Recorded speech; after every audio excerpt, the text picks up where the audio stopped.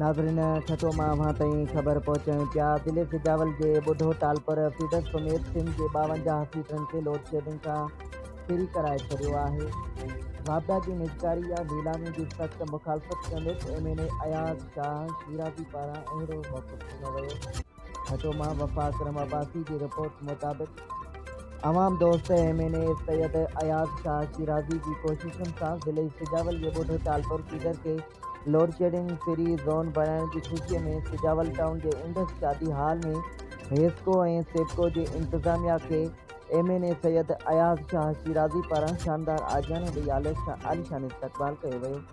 तक़रीब में आयल महिमाननि खे MNA Syed Ayaz Shah Shirazi, town chairman Aftab Akram Shah Shirazi, Syed Ghulam Hussain Shah Shirazi, Syed Izhar Shah Shirazi ऐं ॿियनि पारां अजरकूं ऐं लौंगियूं पाराइण सां गॾु मथनि गुलनि जी वर्खा पिणु कई वई।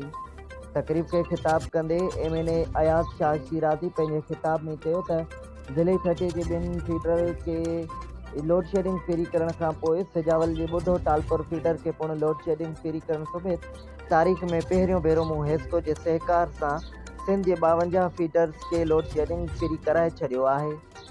हुन चयो त हिन वक़्तु हेस्को ऐं सेप्को जे आला कारकर्दगी खां वेंदे हाणे हेस्को खसारे ऐं नुक़सान में वञण बजाए तरक़ी ऐं फ़ाइदे तरफ़ वञी रही आहे।